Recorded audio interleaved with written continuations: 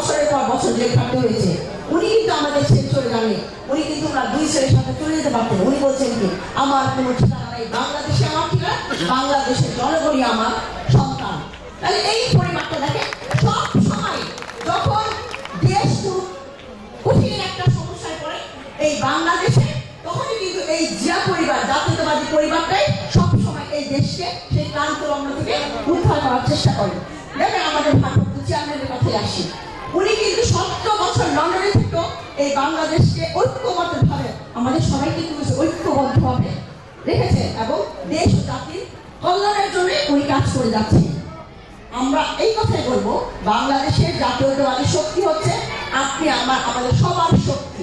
আমরা যদি দেশটাকে আমাদের মতো ভালো একটা দেশ উপহার দিতে চাই, আমরা যদি চিন্তা করি এই বাংলাদেশটাকে আমরা সোনার বাংলা আবার করব, আমরা আবার জাতীয়তাবাদী দলকে বিএনপিকে আমরা ভোট দিব।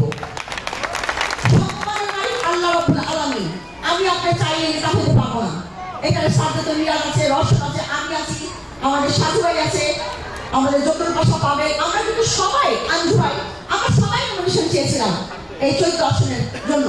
দেখেন আমাদের ভারপ্রাপ্ত চেয়ারম্যান হচ্ছে আমাদের দলের নেতা, উনার কথা আমাদের মানতে হবে। আমরা যারা বিএনপি করি উনার কথা আমরা মানবো, আর যারা বিএনপি মনে করি না তাই আমরা ওনার কথা যারা করি না তারা বিএনপি কেউই না বিএনপি। আমার কথা একটাই স্পষ্ট কথা, আমাদের ভারপ্রাপ্ত চেয়ারম্যান উনাকে নমিনেশন দিয়েছে, সম্মানের সাথে দিয়েছে, উনি হচ্ছে আমাদের আমানত। এই আমানত রক্ষা করা আমাদের দায়িত্ব। ইনশাআল্লাহ আমরা সবাইকে নিয়ে আমানত রক্ষা করবো, ধানের শীষে ভোট দিব, ইনশাআল্লাহ সান্তুরিকে জয়যুক্ত করবো। এখানে আপনাদের সাথে আমি আরেকজনকে পরিচয় করে দিব, এটা হচ্ছে আমাদের সুমন সান্দিদা ইসলাম তুলির যে ভাইটা হারিয়ে গেছে, আলো পর্যন্ত যে বাবু ও তো হারিয়ে গেছে, গুম হয়ে যাবো, গুম হয়ে গেছেন 7 জন একসাথে, আজও তাকে ফিরে পাওয়া যায়।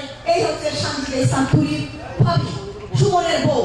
এবং উনি যখন গুম হয়ে যায়, ওনার একটা বাচ্চা বয়স ছিল 1.5 বছর, একজনের ছিল 7 বছর। আজকে 15 বছর পার হয়ে গেছে, ওনারা কিন্তু এখন আশা করে, সুমনের মা কিন্তু এখন আশা করে হয়তো বা তার ছেলেটা জেগে যাবে, হয়তো বা ঘুমের মধ্যে তার ঘুম ভাঙাবে। ওনার মেয়েটা এখন ইউনিভার্সিটিতে পড়ে, ওনার কি কষ্ট নাই? আমাদের কি ওনার কি একটা হক নাই যে আবার ধানের শীষ আসুক, আমরা ধানের শীষের পক্ষে কাজ করি? তাই আমি বলবো, আমরা আমাদের রক্ষা করতে জানি। আমরা এই 14 আসনে সবাই ঐক্যবদ্ধ নির্বিশেষে আমরা ধানের শীষে ভোট দেবো এবং ইনশাআল্লাহ সান্দিদা ইসলাম তুলিকে